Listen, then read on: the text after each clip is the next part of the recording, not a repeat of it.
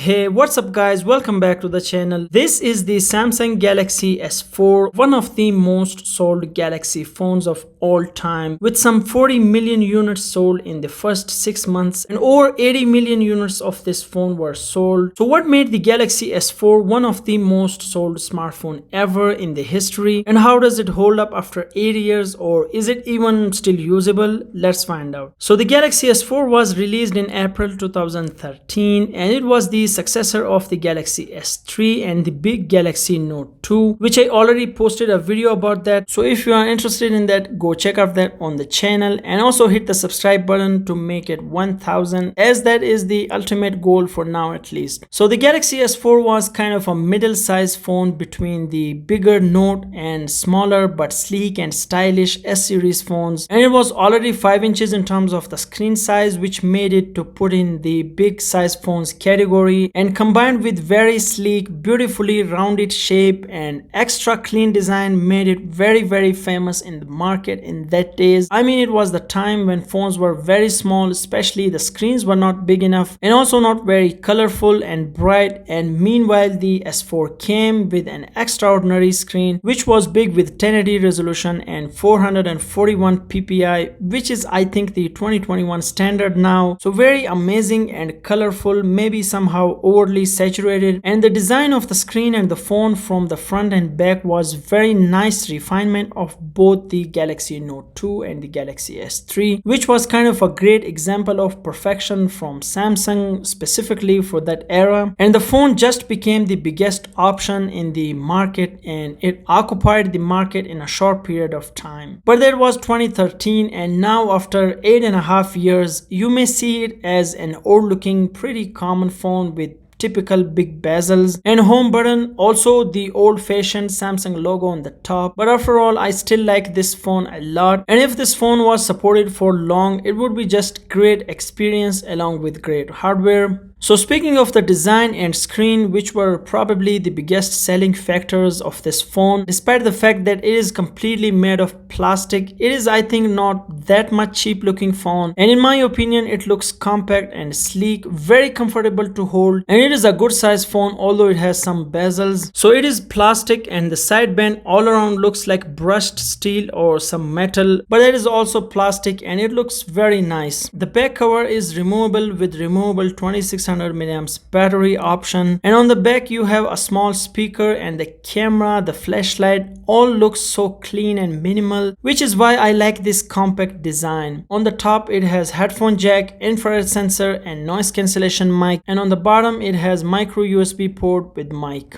On the front you have this awesome screen which is a 1080p panel and high 441 ppi, and it is a very high quality AMOLED screen. I mean, it is bright, very colorful, and it was the best screen in the market at that time. And fun fact, it is still comparable to some 2021 phones in terms of the resolution and pixel density. Speaking of the software and performance of the S4, so it came with an octa-core Samsung Exynos processor with 2GB of RAM, and in some regions with Snapdragon 600 processor, but that variant was in very specific regions, so this was almost available only with Exynos processor. And the phone was capable of running everything pretty smooth, the UI, the games and some heavy apps, and was not bad at that time, but with the passage of time it is almost terrible, and it was only updated from Android 4 to Android 5 and in between some minor updates as well. So it is still running like normal, but the software is also not a major upgrade. That's why it is smooth with its last update, and I think it cannot run the other versions, especially the Samsung versions of Android, not the custom softwares, which I think Android 11 is available for this device. The battery life is also poor with the TouchWiz UI, and yeah, it is good to have the removable option. The battery size is big, like 2600 milliamps is a big battery, but as I said, the TouchWiz UI is laggy and slow, and the processor was also not efficient. It is a 28nm architecture, and now there are 5nm processors in the latest flagships, so you can guess how bad it would be, but not for 2013 for sure.